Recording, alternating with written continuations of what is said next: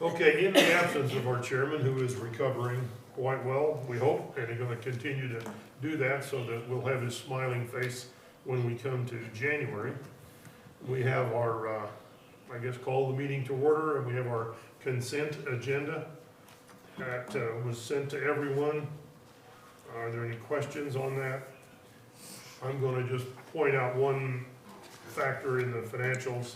On the operating statement, there was an entry in contract services that I had questioned, and it was the good kind of question. There was an entry of some $100,000, $100,976 in contract services. And I was asking Nicole, you want to address that just briefly? The $976 was the registrations we received from the Workforce Challenge Conference that we did in November. So that was the money received in from that. And then there was a few other checks and odds and ends that came in for that. And then the $100,000 is the money we received from the city to enlist, if you will, our retail recruiter. And so basically, and they're giving us the funds because we're gonna be the ones that deal with the recruiter, and the city will pretty much stay out of that. But, so they pass through the funding to us so that we could go through with that. And then there's some other incentive type funding in there that we can use to fill some lots, empty lots in town. I just wanted to make sure that we didn't take that as a quote-unquote recurring situation that's gonna happen every year. So when we're doing our budgeting, we don't always count on that particular kind of money. So it's basically a pass-through situation. If he knows how. Any other questions on the consent agenda? No. I believe we, did we get the contract from them? Okay. Gotcha. Yeah, we Here do for you need guys to, to go over. Okay. we do need to add into old business. We did receive the contract for the retail attractions company, so we'll need to have you authorize the signature of that. Okay. Anything else on the consent agenda? If not, I'd entertain a motion to approve. So moved, Mr. Chairman. And a second. Any further discussion? If not, all those in favor say aye. Aye. And opposed. Motion passed. The, oh, aye. From afar. Well, you notice that delay? Communications take a long time to get all the way Way up up to the past north. Center Street. Public comment. Shouldn't take a long time. Lana, would you like to give us an update? I would be happy. Chairman Bob, I hate to do that to you. And what is that you're doing to me? Yeah, I don't wanna know. Oh, it's gonna work. All right. Put you in that position, the guy that's half blind. Well, if I get it up at the right angle, I can still read it, so. All right, Prospect 219. And this is an industrial project that we've been working with. The original site fell through, and this is a project that requires a very specific site because of some of their infrastructure requirements. So we're continuing to work with them, try to find them an alternative location, but not a lot of movement on that right now. Project Birmingham, we did get their, they required a height variance for their facility, and we did get that approved to the Board of Zoning Appeals, excuse me, at the end of last week. So that's in place, and we hope to keep moving forward rapidly now with this project. Pinky's has their sign up out at the Garden City Plaza, and Shannon was able to stop by the other day and take a look at it. It looks really nice. The contractor did a really nice job on the renovations inside, and they're hoping to be open within the next 2 to 3 weeks. Project Rochester is the First National Bank project between the Quick Shop and Target, best way to describe it. We did get notification. They've been working for over a year on getting Target's approval to allow for an entrance out of the Target parking lot, basically up at the top of the hill, and they were able to get that secured finally. So that's really exciting. They just got that word Friday afternoon, actually. And then they did go to the county commission Monday morning. They had come to us and asked about, they're recruiting a hotel project, and they had come to us and asked about the various tools they might be able to use to help offset some of those costs. One of the tools they asked about was the transient guest tax, doing a transient guest tax rebate. Obviously, we didn't take a position on whether or not the county should approve that. That really is their decision. That's a tax that the county levies, and it's absolutely their decision should they choose to allocate a portion of those funds. They did opt to do that. So we did help out a little bit. The county is in between counselors at this time, so knowing that, I felt it was probably helpful if we provided at least a framework for a rebate development agreement for them. And so we did do that to just kind of help out and make sure the county had what they needed in place should they choose to do that. And again, they did choose to do that in a sharing. They're not taking the full 6% of the transient guest tax. They're just allocating 4% to the project. 2% will still go to Convention and Visitors Bureau as it has been. So instead of 6%, 2%. Correct. Okay. Yeah. Excuse me. On the value-added ag project, this continues to grow, and it's a lot of moving parts and pieces and requires kind of a pretty significant amount of coordination, but we do continue to have updates as we go along with it, so it's exciting. And we're working right now with an additional corporate partner on those, so we'll keep you posted as that moves forward. On the transload facility, I told you at the last meeting that they were looking at adding an additional 140 acres to the east of the former ConAgra beef facility. That property belonged to Bill Harmon, and he had entered into a contract with TPNL to sell it to them, and we had to go through a rezoning and a site plan approval. They approved the site plan amendment a couple of months ago, and then we went for the rezoning, and that rezoning went through the Planning Commission. Actually went there twice. The first time they had put on the application to go with I-1, which is the heavy industrial, and that they don't need heavy industrial, but unfortunately that made folks nervous on the Planning Commission, that not knowing what kind of heavy industrial may go in there. We had them rework their application to I-2, I-3, which is the medium industrial, light to medium, which is all they need for what the businesses that they transact. So that went before the Planning Commission, passed with no trouble, went to the County Commission Monday morning, and was ultimately rezoned unanimously. So we're excited to have that added to it. What does that give them total acreage now? You know, they just sold 50 and gained 140, so they've netted 90 acres. So there's something over 700 acres. I'd have to go through and add it all up now, but it's significant. Okay. A couple of things. November and December have been very, very busy with meetings, and with we had the Kansas Association of City and County Managers in town in early December. Matt Allen and I did our, as he calls it, our dog and pony show, where we do the bus tour and really show the different tools, development tools that we've used, specifically on the east side. We also include Main Street and some of the cool tools that we've used down here as well. But that tour went really, really well. I also served on a child care and early learning panel for that group, and had a lot of feedback, positive feedback. It's amazing to me how many communities are working on that right now, and they are so thankful when they find out that we've done the heavy lifting and have that pretty well put together. So that's exciting. Also got to attend the Tyson Media Conference that they did when they provided the thank you gifts to the Holcomb Fire Department and the Garden City Fire Department.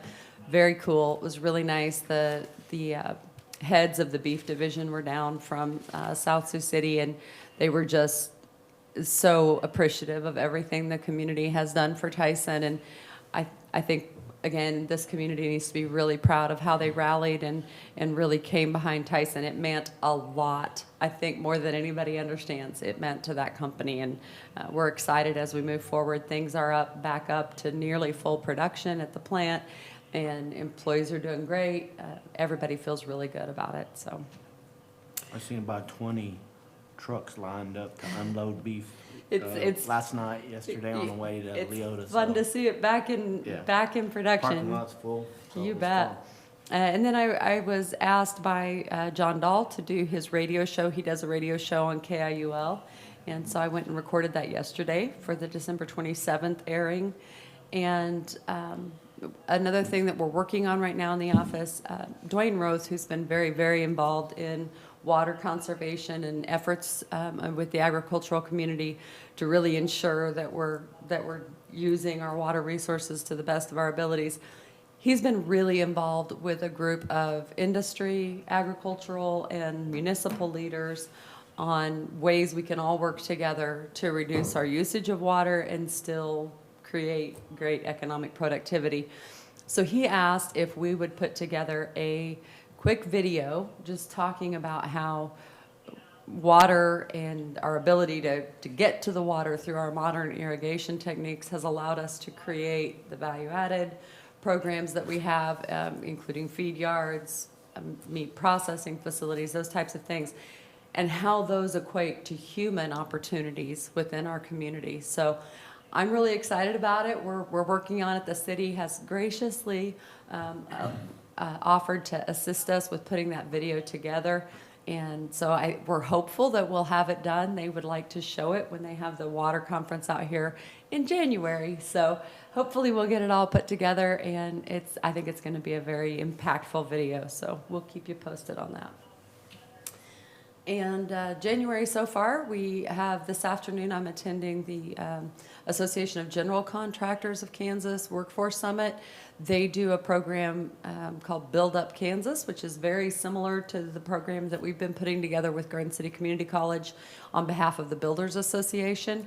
So really it's their program for the recruitment specifically of high school students to get into the building trades. So we're going to go to that and share the information we have on the community college program. Our offices will be closed December 24th through January 2nd. I will still be working. My phone will still be on, so I am absolutely available. However, we just won't have the office open. And then annual meeting, just a reminder, that's on January 6th, and Nicole was completed an invitation yesterday, so we'll get that out to all of our partners so that they all have it on their calendar, but that will be in the endowment room at the Garden City Community College. Is there a Southwest Kansas night out in Topeka in January this year? I've not heard any dates yet. Okay. As far as I know, they are still doing it, but I've not heard anything from them Seems yet. like I have something on my calendar. Okay. I'll see if I Anything else for Mom? No. Encouraged that you're finding a way to stay busy. Yeah, Nicole? worry not. All right, good morning. Good morning.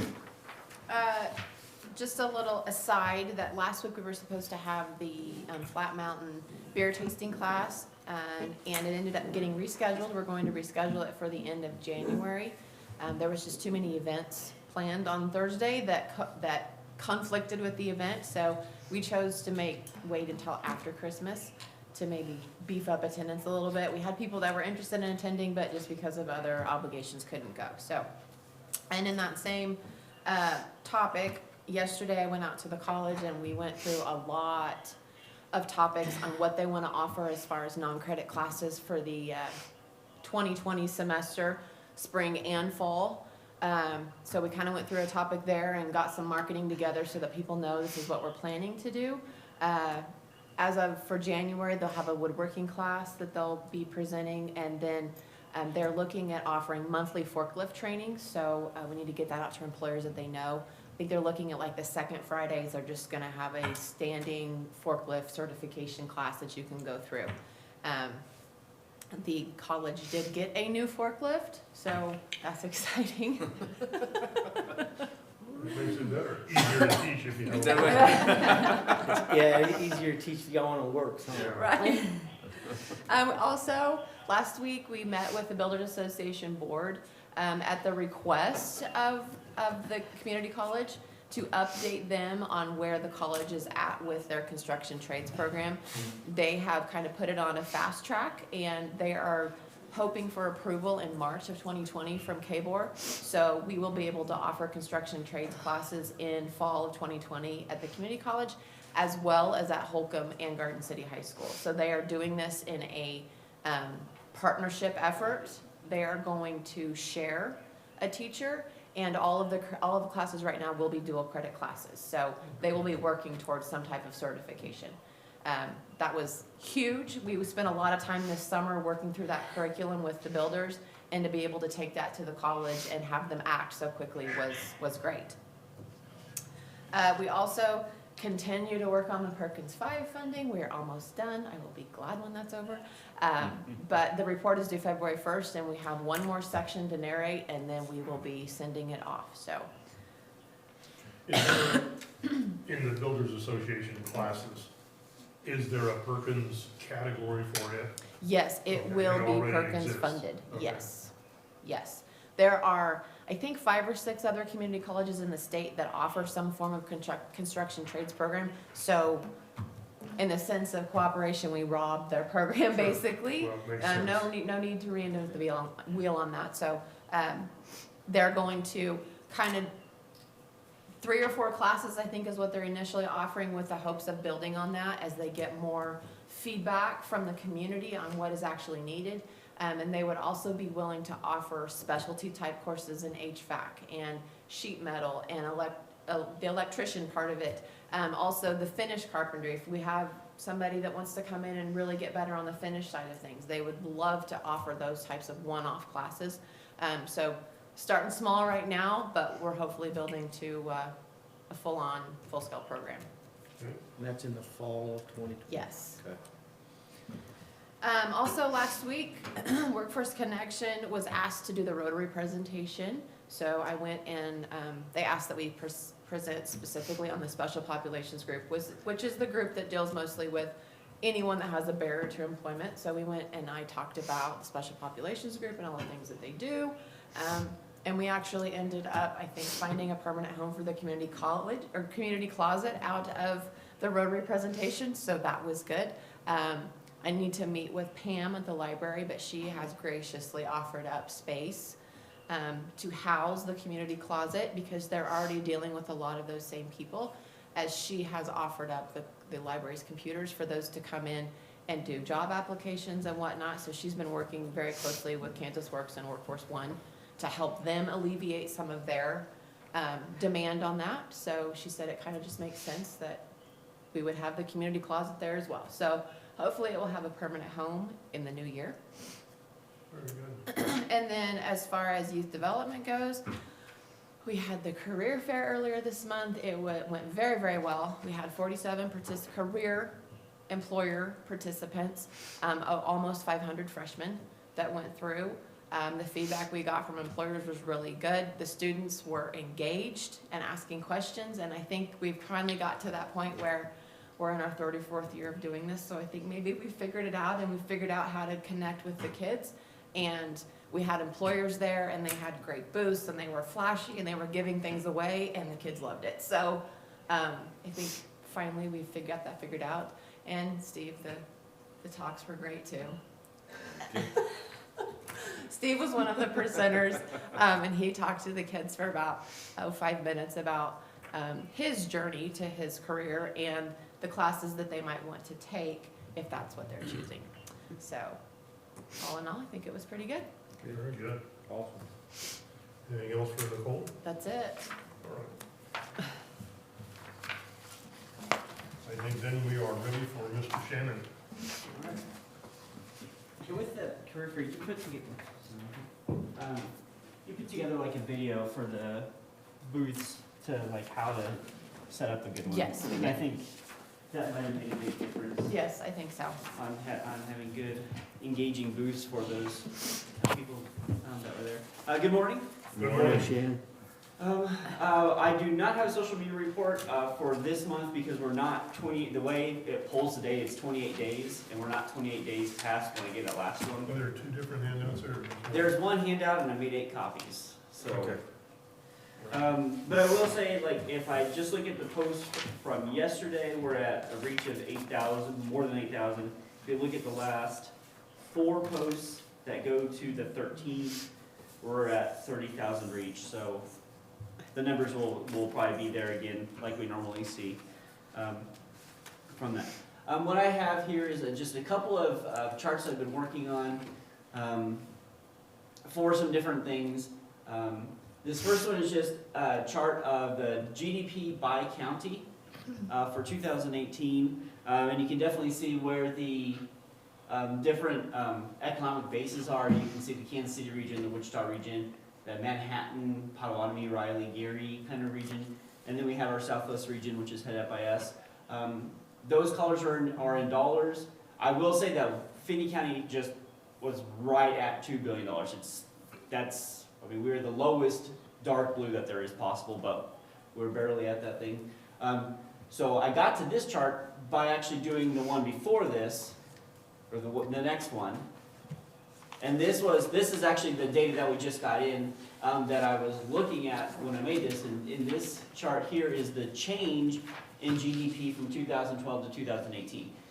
And with this data, we're talking about millions of dollars. The first ones we were talking about billions, $500 million, $1 billion, $2 billion. This we're talking more in the ranges of 100 millions. But you can definitely see from this that our western Kansas region, the Scott, Gray, Finney, I mean, a lot of ours out of here had a really big change in GDP since 2012. And then actually when the Department of Commerce came out, and I was talking to him, he was from California, I said, well, if you didn't know anything about Kansas, and I gave you this map and I said, there's 2 major metros in Kansas. There's a Wichita metro and a Kansas City metro. Where would you think you'd put them on your map here? And you probably would correctly guess where Wichita is, but you would maybe think, well, maybe Kansas City's over in that southwest corner over there. So, and he actually agreed. He was pretty impressed with the change that we've had in output since 2012. And that's a good testament to what's been going Your on. GDP, Yes. when you're using that gross developed product? Yeah. Domestic. Domestic product. So in other words, it's all the goods and services Yep. that are generated in Finney County, if you will, Right. which is just approaching, and that basically all our ag and dairy and everything else that's here. And there's a government component too. That's why, not this one, but if you go to the first one, the top page, you can see, like with Riley County, Right. or Gary with the Fort Riley, Right. why that's so high. They don't have industrial output, but they do have the base and stuff like that. So there's 3 different components that make up that GDP, and this is just all of them together. And this is reported from the United States Bureau of Economic Analysis, so this isn't just some local consultant. So this is a chart, and it's kind of small, but I have a map as well for this. But when Matt was doing that conference that mine and Alana were at last week, one of the things that Matt was talking about was our strategy for retail and how that paid off versus other community strategies for retail. So this line chart here is all the counties that have cities of the first class, including, that includes Johnson County and stuff like this. And this is the percent change from, if everything was set at 2004, when we in Finney County set off on our course on how we're going to address retail versus everybody else.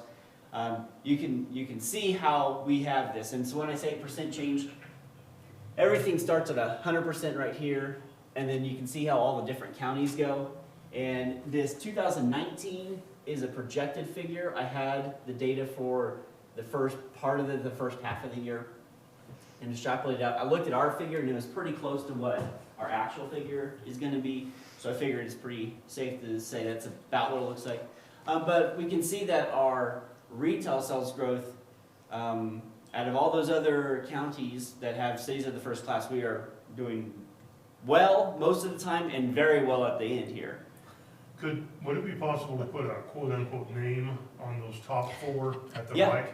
And surprisingly, the top one, the orange one is us, is Finney Right. County. It's Riley and Geary are the ones that are below us, and then I believe it's Wyandotte that is coming up.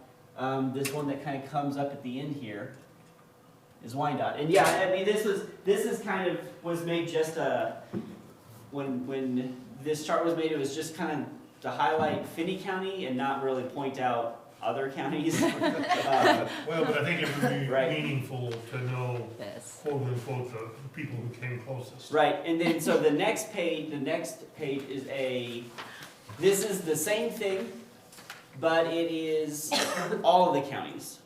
So this includes some that actually did better than us, but they're smaller counties economically, so it's a little bit easier to get a higher return. But it's really interesting to see how the retail sales has gone since 2004, where we have the percentage of growth, I mean, is vastly on the west side of the state. And when I was putting this together, I was not expecting this sort of result, especially when people say, well, how does our trade area work? And why do we build retail in Finney County? Well, the common thought and the common thing that we said is, well, people are now shopping here instead of in Scott City. Or now they're shopping here instead of Syracuse. Or instead of Cimarron. And you look at that and you say, well, that might not be completely true, because the retail growth, there's been retail growth in almost all of the counties around us. So it's interesting to see that we have, as Finney County, grown our trade area and our sales growth, but it hasn't been at the detriment of other communities around us on the retail side. And so these numbers over on the left, the 100, 120, Yeah. that's a percentage This of is the baseline Yep, of this is 2004. 100%, 120%, 140, Right, so 160%. When you look at Logan County, and people would say, my God, how in the world did Logan County? They grew from something very small. To something a They had a little big slightly more, percentage, but they right? had a baseline was significantly below, because I'm sure there'd be a lot of people that say, I don't think so. Right. But I think just knowing the percentages, okay. And this is a percent change kind of So thing. it This really isn't ties to the graph you had just before. right. That's where showed they it graphically, and this one shows it in block format, okay. right. And the one before it does not include those smaller counties. So it doesn't include Ellis County because Hayes isn't the city of the first class. It's a So second class. where do these numbers for retail sales come from? This one comes from the WSU CEDVR Which group. is, Center for Entrepreneurial and Business. Who'll be out here it's in January that they're doing their presentation. But this matches up completely with this is just government available data. I mean, we can pull this data from the state and it's the same data. I mean, I'm totally ignorant on this part, but my question is on this western part. Uh-huh. Where does online sales and purchases come in? I do not believe online gets counted into this sort of calculation. This is strictly Because retail sales. this is what's taking place inside that county, and it's inside. based on sales tax reports. So Yes. the internet stuff that's not taxed Right. Not there yet. wouldn't be reported into this. So- And it would be interesting in ideology to say, do people in the western half of the state order as a percentage the same amount of goods online as they do downtown versus the eastern side, which has quote unquote the flashier retail purchase points.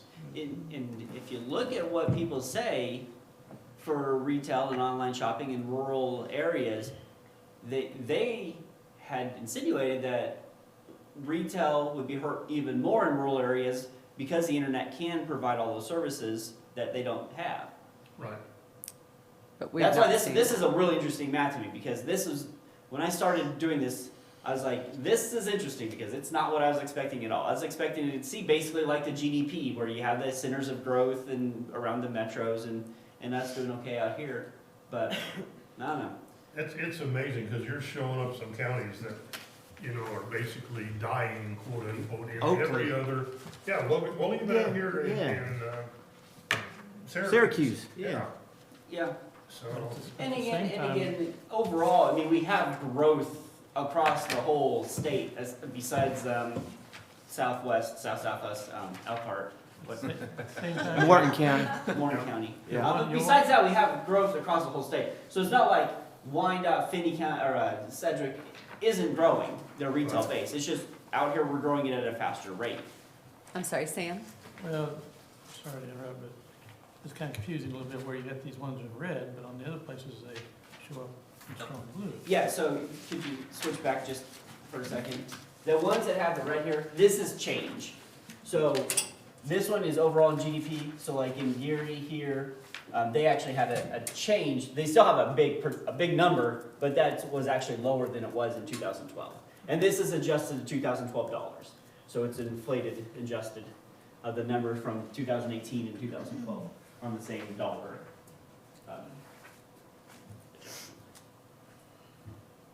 Now, where are we heading for our annual meeting? We were talking about what we were gonna present. Are we gonna be presenting this kind of information?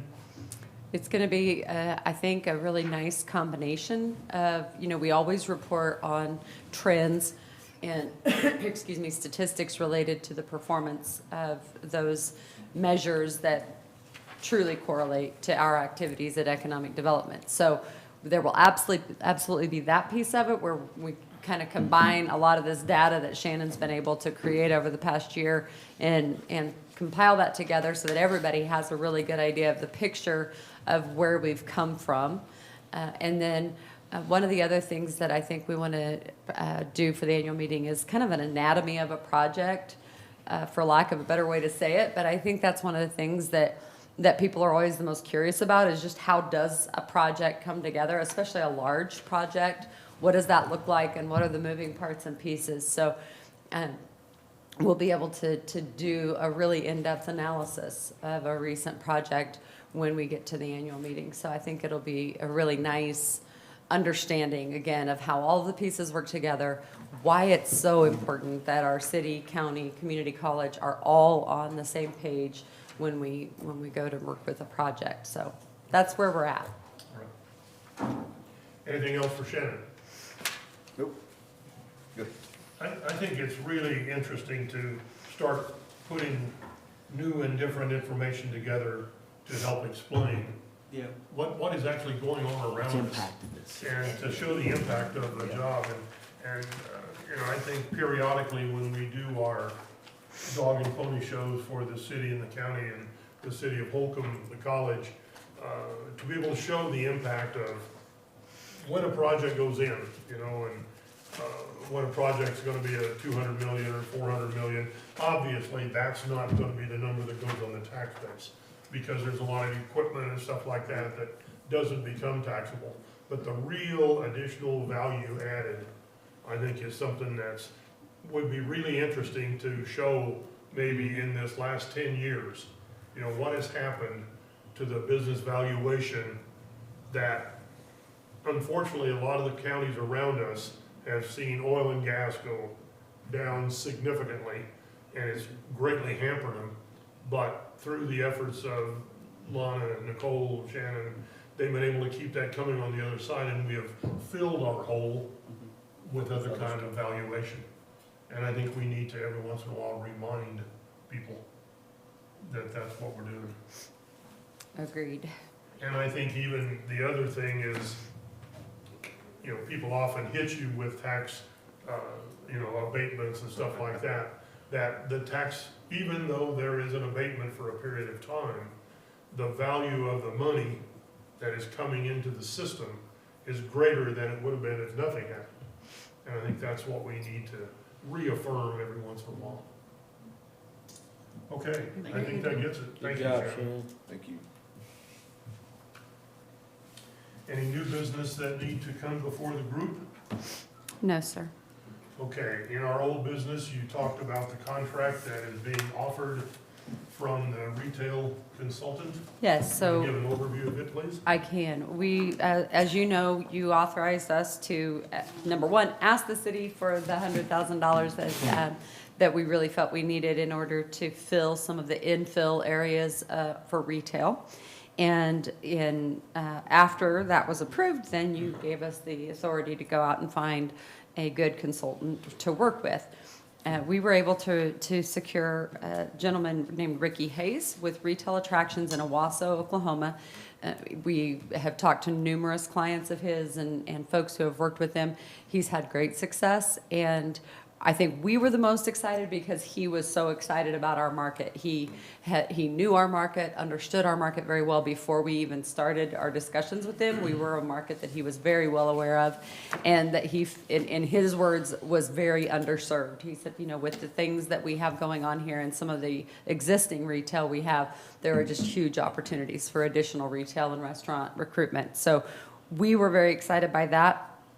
His standard fee for contracting is basically $48,000 a year.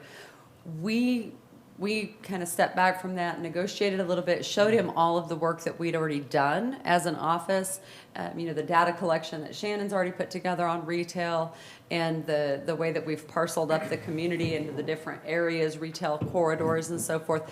And he agreed with us that so much of that work that we had done actually saves him and his team from having to recreate all of that, since it's all there and it's all current.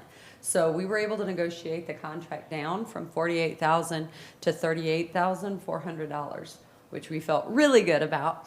And he will actually start representing us, so long as you all authorize us to sign the contract. He'll start representing us in January at the International Shopping Center show in Fort Worth. So that's And then where he we're will at. do various things throughout the year. Yes. And basically, our contract commitment, if you will, is 50% now and 50% halfway through, or when it's That's finished, correct. or- Yeah, we offered to pay, instead of paying monthly, we offered to pay 6 months up front and then the additional 6 months from now. So he was agreeable to that. The only other expense that we see probably being related to this is that one of us will have to go and attend the ISCS show in Las Vegas. I've been there previously. I'm a member of ISCS. It's a huge show, and it's very valuable if you have a consultant. When I went, you know, without that, I was able to kind of parlay on with the Shulman Crossing group with Call It, and that helped immensely because I was at least able to meet some of those retailers. Otherwise, it's extremely challenging to actually get face-to-face meetings. So having him in place will make a huge difference for us. And that could be certainly, that's in May of every year, and that could, you know, in this instance, that could very well be the venue where we're able to really finalize some of the deals that he'll have in front of folks come January. So. And then, so we'll expect some kind of quarterly report or something back in terms of what his activities, what he's doing, et cetera. Yes, absolutely. Okay. And then a year-end deal. Right. And we're being, you know, we're very intentional with this, very targeted. We've identified very specific retail and restaurant types, as well as specific brands that we want him to pursue on our behalf, and he's 100% on board with that. Okay. Is there any other thoughts or whatever? If not, I would entertain a motion to authorize staff to sign that contract. So moved. And second, I'll second. any other discussion? All in favor, aye? Aye. And opposed? Okay. Any other old business? Upcoming events, we've got the future meeting dates on the 6th, is our annual meeting, and we're meeting at 10 o'clock as this board, and then the other invited guests will come, and we'll have our annual meeting at 11, and followed by lunch. And I think that gets that. We do need a short executive session. It's 8:10. Let's allow 20 minutes. There'll be discussion of client confidentiality, and then following that, we'll have a discussion of non-elected personnel. If there's nothing else, I would entertain a motion to adjourn this. So, So moved. Second. And a second. All in favor, aye? Aye. Aye. Okay, and opposed. Okay. Get out. Shannon, it sounded like they got moved in yesterday. Sounded good, yeah. I talked to Kyle afterwards, and it sounded like On your phone. it Okay. went well. That'll be fine, and then you can call into Bob when I leave. All right. Right.